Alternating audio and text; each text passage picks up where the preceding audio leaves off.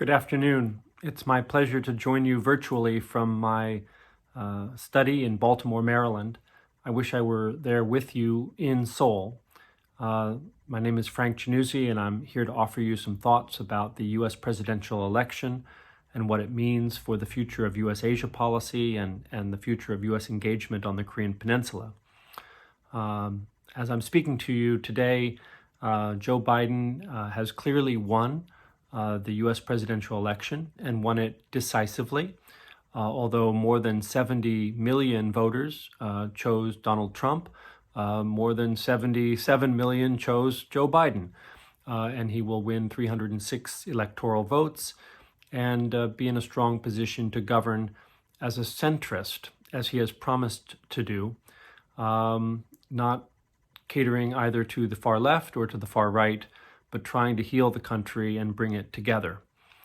I'm going to discuss briefly what this means in terms of foreign policy, but I think I need to say at the beginning that any U.S. president in January, and it will be Biden, must first contend with the COVID pandemic and the economic consequences of that pandemic.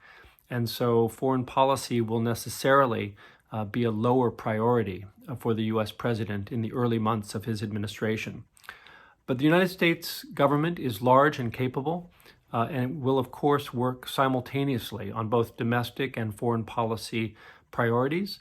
So I do not believe that the United States will in any way be crippled or unable to engage on diplomacy. So what does the transition from Trump to Biden mean? First, I think one must appreciate how different the two men are. One is a career public servant, the other a career business leader. And Joe Biden's life of public service means that he has around him a large group of very able, experienced public servants who will be brought back into government. There will be many familiar faces, but also some new, fresh faces as the Democratic Party continues to expand its base and seeks more involvement by women, minorities, and youth.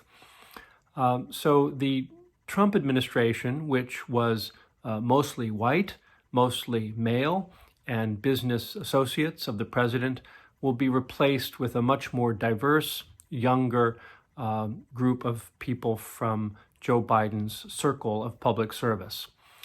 And the leadership style will also be very different.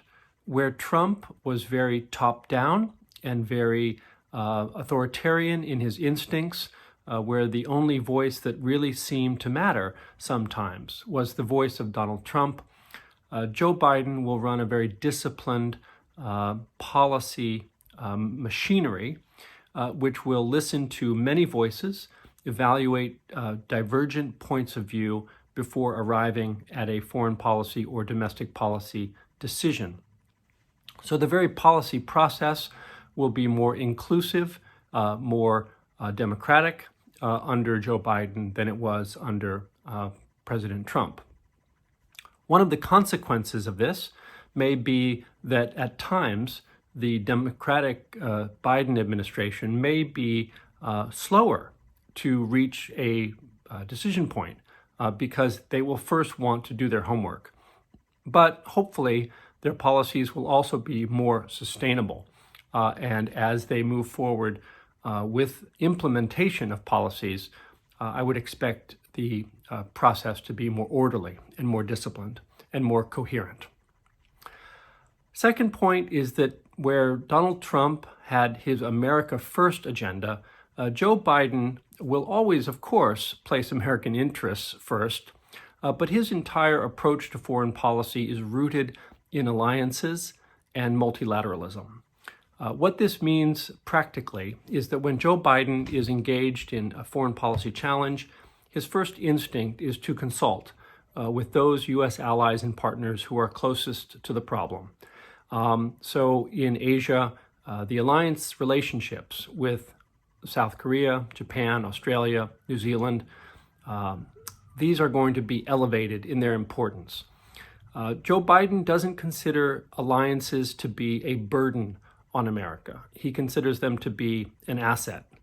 And where Donald Trump sought to reduce American commitments overseas, I think Joe Biden will seek to sustain those commitments in partnership with like-minded allies. This alliance-centric foreign policy does not mean that the United States will expect less of its friends. I mean, it probably will expect more of them. And it doesn't mean that the United States will not expect allies to shoulder their fair share of the burdens of maintaining peace and security around the world. But it does mean that the United States will be listening more to its friends and partners. Now, when we think about the implications of this, again, in Asia, the single greatest challenge confronting the United States in the Asia-Pacific region is the rise of China and China's challenge at times to the existing liberal democratic order. Views about China in the United States have hardened quite a bit over the last 10 years. And this is not something that is limited only to Republicans or Democrats, but in fact is a concern about China that is shared across a broad political spectrum in the United States. It is largely a consequence of disappointment about China's failure to continue down the path of reform and opening up. Although China has made great progress over the last 4 decades, emerging out of the Cultural Revolution period and integrating itself into the global economic, security, and political systems, in recent years, there is a widespread perception in the United States that China has stopped its political liberalization, that it has engaged in inexcusable repression of political freedoms and religious freedoms at home, and that when it comes to the economic rule of law and obeying their commitments and adhering to their obligations under the World Trade Organization, that China has fallen far short of our expectations. So I think that the U.S.-China relationship will be a central feature of U.S. foreign policy in the Asia-Pacific, managing that relationship. And where I see a contrast between Trump and Biden is that Donald Trump's administration clearly identified China not only as a competitor, but in many instances really as an adversary. And the Trump administration, whether it was Secretary Pompeo or Defense Secretary Esper or the National Security Advisor Bolton, tended to view China-U.S. relations in a zero-sum term. We needed to essentially defeat China and defeat Chinese ambitions. Biden, by contrast, sees the U.S.-China relationship more as one of rivals, competitors, but not as enemies.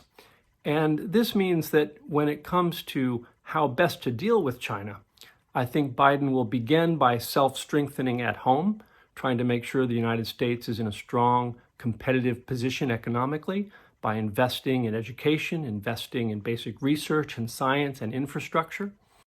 He will try internationally to reinforce open markets and rule of law and the liberal democratic order. And he will not be positioning the United States in a zero-sum game with China because, in fact, there are some critical issues like climate change and the North Korean nuclear challenge and peace challenge, where U.S.-China cooperation will prove to be very important if the United States is to be successful in managing, those big challenges. So Joe Biden has signaled that his position on China will be rooted in 3 elements: playing by the rules, which means we expect China to adhere to their WTO commitments and their international security commitments. a zero tolerance policy when it comes to Chinese bullying or aggression. This was made clear even when Senator Biden pledged that he would adhere to the U.S.-Japan alliance provisions applying to the Senkaku Islands, and that there would be no tolerance, essentially, of Chinese aggression or threats of aggression. And the third element is on human rights, where I think the Biden administration can be counted upon to shine a spotlight on Chinese human rights violations. I do want to say one word about human rights. I think this is an area where the entire world is struggling to protect the rights of the vulnerable, to show compassion for those who are in need, and to ensure justice in our own societies. And the United States, even in the last 12 months, has witnessed here in my hometown of Baltimore and across the United States violence, police brutality, racial injustice.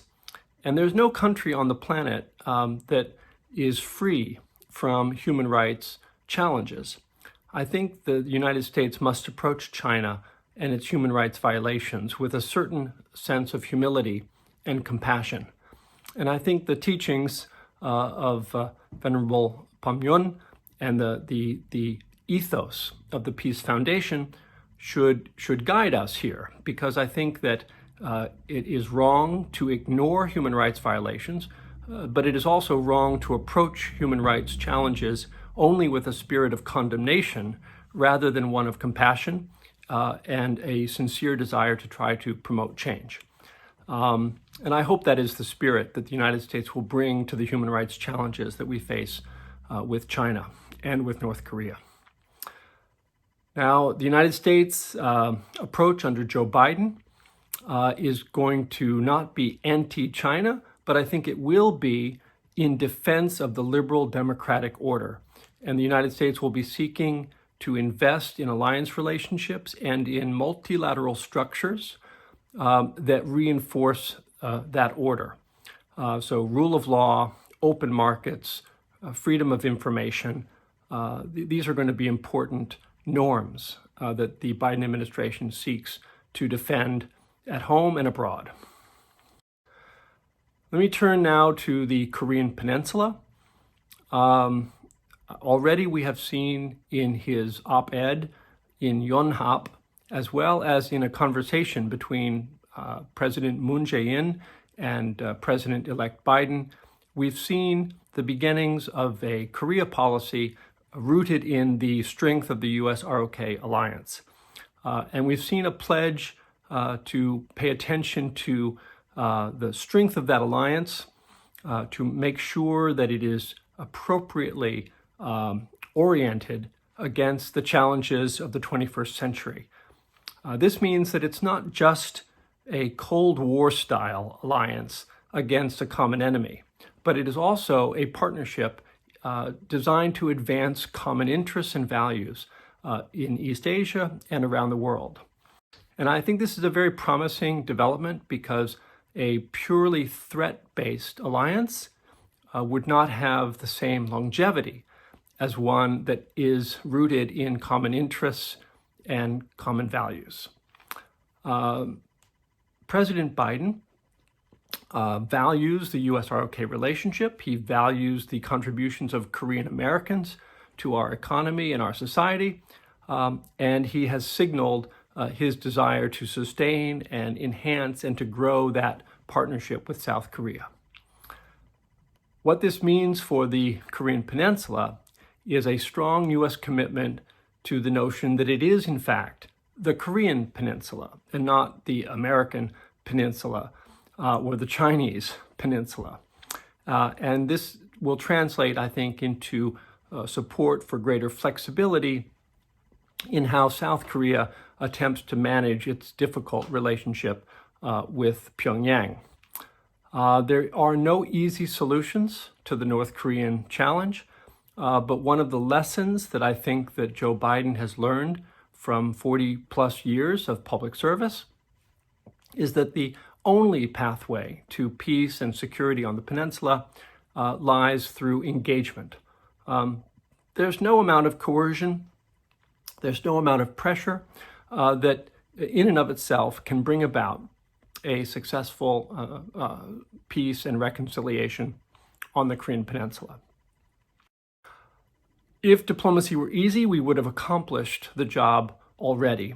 I think one of the failures of American policy has been its unidimensional focus on the nuclear aspect of the North Korean challenge while failing to ascribe enough importance to the human dimension.